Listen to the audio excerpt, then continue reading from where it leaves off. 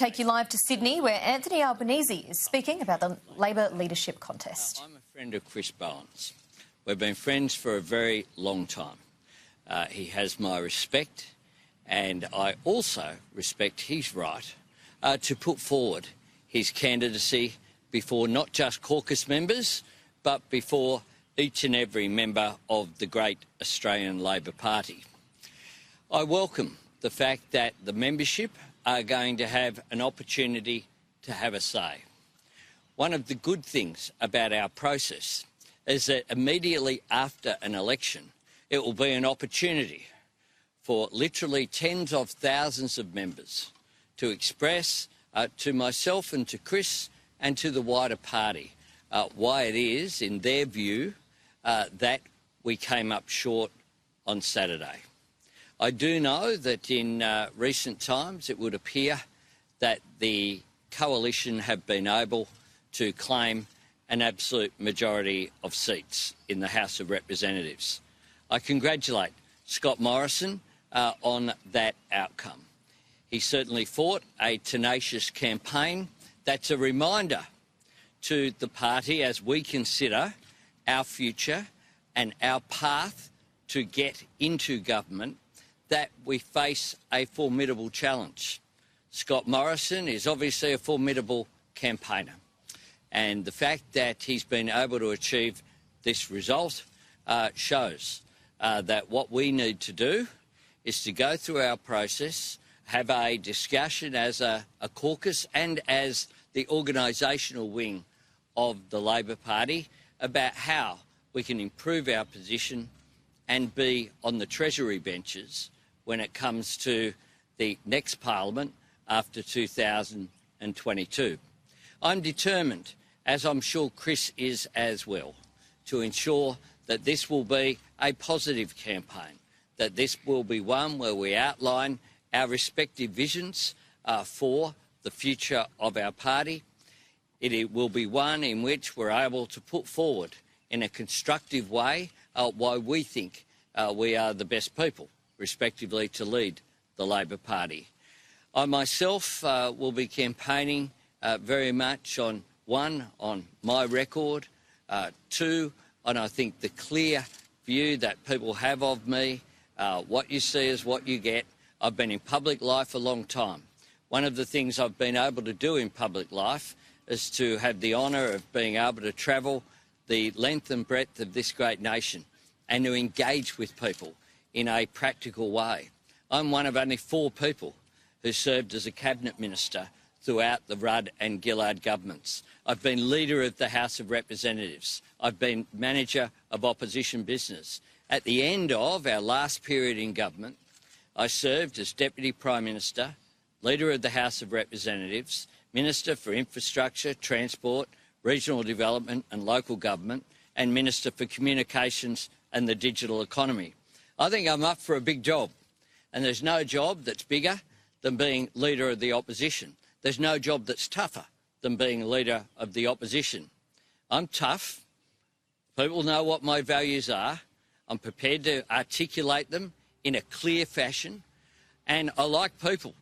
I like engaging people, whether it's at this great footy ground here at Henson Park, whether it be in boardrooms, or whether it be in workplaces, or whether it be at the local, outside the local school, the local pub. I like people and I like engaging with people. This will be an opportunity over coming weeks for me to do just that. Happy to take questions. Is it your understanding that you and Chris Bowen will be the only leadership contenders? Well, all I can do is speak for myself, and Chris has spoken for himself. There is no one else who has put themselves forward. I acknowledge Tanya Plibersek's announcement yesterday that she would not be a candidate in this election. The Marrick will pause.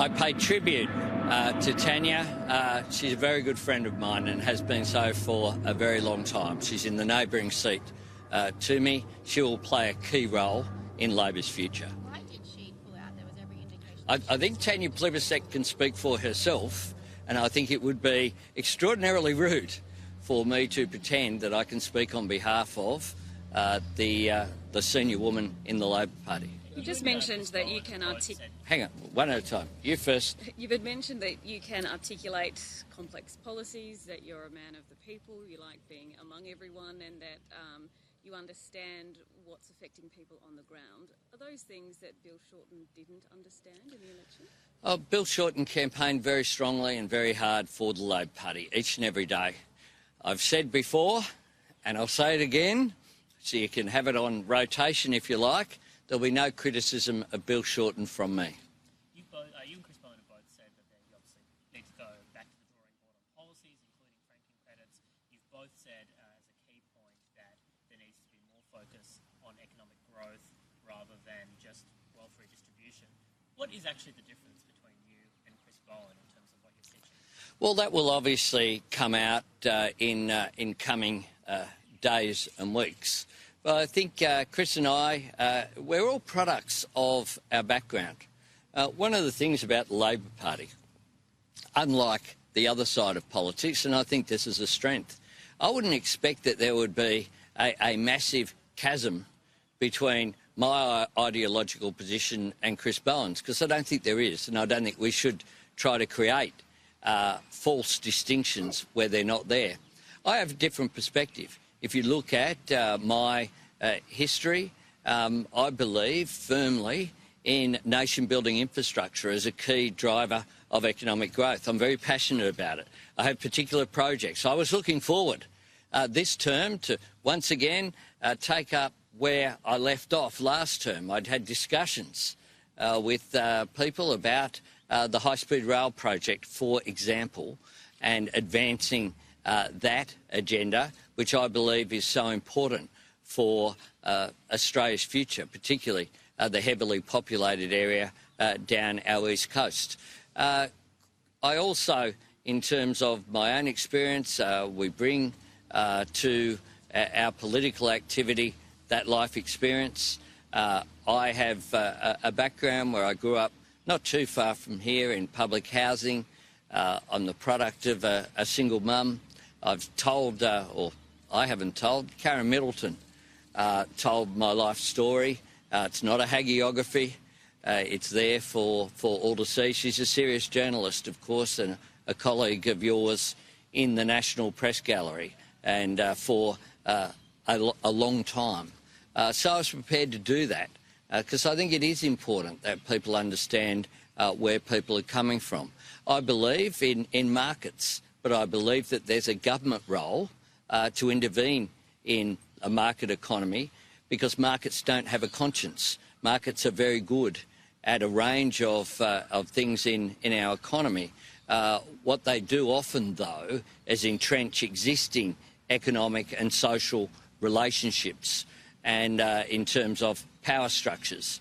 And therefore, there is a role for government. We seek government so that we can intervene to change outcomes. It's not to change who's in the white cars, and there would be a strong agenda were I to lead the Labor Party, but it would also be one that's founded upon a consensus model. I'm someone who's spoken, and you can all Google the speeches I've given, the Whitlam oration, a range of others, spoken about the common interests that are there between unions and business. You can't have union members if you don't have successful businesses. I see jobs as being at the centre point of a Labor agenda. I see creating opportunity as being at the centre of a Labor agenda. And I'll have plenty of time to outline that directly to the members over coming days and weeks. What about coal jobs? Are you going to fight to protect them? Well, the fact is that the coal industry is an important employer in places like the Hunter Valley. That's a fact. The fact is also, when you look at the Queensland industry, of course, the coal industry is largely coking coal, which is used for steel, and that's an important product as well. The fact is also, though, that the transition to a clean energy economy over a period of time will mean a massive growth in renewable energy jobs. Now, when I say that, I don't just mean directly in terms of the people who run jobs in places like Kidston and operating Big Kennedy and Little Kennedy up in northwest Queensland, where I travelled with Bob Catter a while ago. It is the jobs that can be there potentially in manufacturing, in actually Australia playing a role. I mean, when you talk about renewable energy, the sun's free, the wind's free. The only cost is essentially about labour, and that is why it is potentially such a significant employer. And I want to see Australia not just creating, in terms of being involved in the resources sector. I want to see value adding. So, for example, one of the commitments that we made during the election campaign was about the Mount Isa to Townsville freight rail network. When you have products like lithium that are so necessary for batteries, for storage, that are in such demand, high-value minerals that are available up there, the potential for a growth in jobs in far north Queensland and Western Queensland from those new minerals to mirror what is happening already in places like Western Australia. We need to not be a parliament that just engages in fear about change. I understand that change is difficult for people. What we need to explain and have policies for, and the government doesn't have them at the moment, is policies that actually shape change in the interests of working people, in the interests of maximising employment, in the interests of maximising economic growth, in the interests of ensuring as well sustainability. Chris Bowen said that he doesn't want factions. This is a non-faction. Hang on one tick. Yep.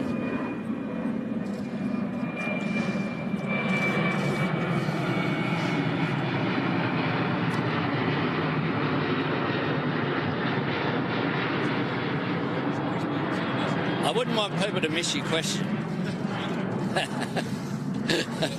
said the factions aren't important. He wants it as a non-factional vote. We live in the real world of being the Labor Party long term. The factions are going to play a big role in this. How disappointed will you be if you win the second time the popular vote, yet you get done over by a deal? Well, I've already had. Last time round, I went through this process in 2013. I didn't make arrangements with anyone. There wasn't pairing or anything else on my side of the equation. I put myself forward on merits, and at the end of the day, after both ballots were counted, I came up a little bit short. I got on with life. I got on with life and contributed constructively for the next 6 years as a loyal member of the team. And what I will do this time round is put myself forward. I'm very pleased with the level of support that I've received up to this point from caucus members, and that is certainly not confined to the left. It goes across the factions, across the states. I'm running to lead the Labor Party. I'm not running to lead a faction. I did that a long time ago when it's a long time since I was active in leading the parliamentary left as a convener, about 20 years in fact. What I'm interested in is leading the Labor Party, but that's not really what I'm interested in. What I'm interested in is leading the country. I'm not running against Chris Bowen or anyone else. I'm running against Scott Morrison, and I will conduct myself in this campaign with that in mind, making sure that one of the opportunities we have is for the membership to have feedback to us, but campaigning for a Labor agenda, because I believe this country needs a Labor government. Do you think you can beat him? I am not engaging in a public discussion. I think I can beat Scott Morrison. I absolutely think I can beat Scott Morrison. If I didn't, let me tell you, I wouldn't be putting myself forward, because Leader of the Opposition is not the most rewarding job. Leading the Labor Party is an incredible honour and a privilege, but Leader of the Opposition, you know, it can be frustrating. The truth is, being a shadow minister is frustrating. You've got to be in government to actually change the nation. When you change the government, you change the nation. People voted on Saturday to return the Morrison government, to give Scott Morrison a mandate in his own right, and I respect that. But the fact is that who knows what their agenda is for this term, because it's just not clear at all.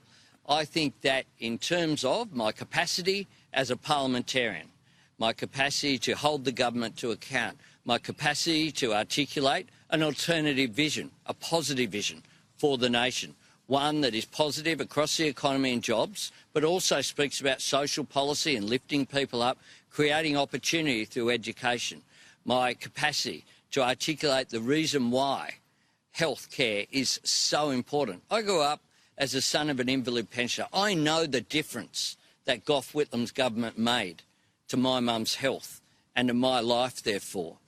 I also have had a wide experience in terms of portfolios. I've had economic portfolios. I've had social policy portfolios. In the time that I've been in Parliament, I've done infrastructure and transport, obviously. I've done regional development. That took me out to small towns and regions. I've done local government and met with local government right around the country. I did reforms that brought them in, regardless of where local government stood. I went out there and funded projects, particularly in regional communities. I didn't do what this government's done, which is just fund things in marginal electorates that they wanted to hold on to. Every electorate. You look at Warringah, for example, the Manly foreshore, and speak to the Liberal Party mayor or former mayor, Jean Hay. I haven't kept up with who the mayor of Manly is, I've got to say. But that was funded under our economic stimulus plan, the regional and local community infrastructure program. But I've also held portfolios like family and community services, like ageing and seniors, like employment services and training, like environment and climate change, like Indigenous affairs, housing. I've had a range of experience. I will bring that experience and knowledge to the leadership if I'm successful. But what I'll also do is have an understanding of how you mobilise the capacity of what is an incredibly talented caucus, both front bench and back bench, and I will ensure, for example, that the shadow cabinet operates in a way that allows for full and open discussion of proposals that are coming forward, so that we ensure that the outcomes have the benefit of the many rather than just a few. If you are successful, the Labor campaign heavily on climate change towards the end of this campaign. We've already heard from people like Joel Fitzgibbon that perhaps there was too much focus on that. Where does climate change fit into the ALP's messaging under your leadership? And can I also frame this question with the observation that it's 26 degrees in Sydney today, a few days out from winter? Well, climate change is a priority. Anyone who looks at the science knows that that's the case. The fact is that the coalition seem incapable of coming up with a policy, incapable of acting. And the problem for that is that the business community are saying that that's holding back investment. What that means is it's holding back jobs, holding back job creation. It's not a matter of the environment or jobs. It's a matter of the need to protect jobs by protecting the environment. That's how you get it done. That's something that I developed in the policies that I put forward when I was the shadow minister. When I was the shadow minister for the environment, the renewable energy target in this country was 2%. When we came up with, in 2006, in Kim Beazley's climate change paper, discussion paper, one of the things that we adopted as part of that was the 20% by 2020 renewable energy target. What that meant was that in 2007 there were 8,000 homes in Australia with solar panels. What that means now is that when you look around here, you can see solar panels. But when you go to every suburb in Sydney or in Melbourne or in Toowoomba or in Townsville or in Perth or in Adelaide or in Geelong or in Launceston, what you see is solar panels on roofs. This isn't an issue of environmentalists. This is an issue whereby good environmental outcomes are delivered by creating jobs and by creating economic growth and by reducing the costs of people who have renewable energy on the roofs of their homes. So that is an example. When we look at water, I mean, we need to take, I was the Shadow Minister for Water. I'm prepared to give bipartisan backing wherever it is possible. But let me tell you, one of the things that we need to address here is what happened with the buyback of water that occurred in the Murray-Darling Basin, because it stinks. And Angus Taylor and Barnaby Joyce, you know, hid for a while. There were a number of ministers hiding during the election campaign. They won't be able to hide in the parliament. They won't be able to hide in the parliament, and they should be held to account by you fine men and women in the Fourth Estate as well, because there are major questions to be answered about that and about a whole range of issues. Just a couple more. Just a couple more. Like Angus Taylor increased his margin, so did Barnaby Joyce. So isn't the question, mate, people might believe in climate change, but it doesn't change their vote? Well, look, I think people vote on a whole range of measures, and one of the things that we need to do you can't say on Tuesday precisely why you weren't successful just 3 days earlier. What we'll do is look at that scientifically, look at it methodically, look at it when people essentially have overcome as well the difficult period they're going through. There are many people, and I'm not so worried about caucus members who've been re-elected, but there are caucus members who haven't been re-elected. There are their staff. There are, more importantly, the tens of thousands of Labor Party members, volunteers and supporters who've given up so much of their time to campaign for a Labor government, and we fell short of that. So we'll examine all of the issues with regard to our loss. What we shouldn't do, though, is pretend that we didn't lose. We lost. We got the votes of 1 in 3 of every Australian on Saturday. We need to do much better. We need to increase that substantially if we're going to be successful. Now, one more. There are calls for Sorry, have you had a go? there are calls for fresh. There are calls for fresh blood in the Labor Party. If you are successful as a leader, will Chris Bowen and Bill Shorten have a place in your shadow cabinet? Oh, the shadow cabinet isn't elected by me. I'll say that. It's elected by the caucus, and that's appropriate that it be elected by the caucus. I think that we have an incredibly talented group of people. That caucus, through its processes, will have the opportunity to choose from. We will have, I can make this prediction, we will have more women in the shadow cabinet than they have in the cabinet. We'll have more women in the shadow ministry than they have in the ministry, and we'll have more women in our caucus than they do, even though they have a substantially larger number of seats, both in the House of Representatives and the Senate. Our people are talented. Our people have enormous capacity, and I have great faith that that caucus can take us into government at the next election, and I want the privilege of leading them. Thank you.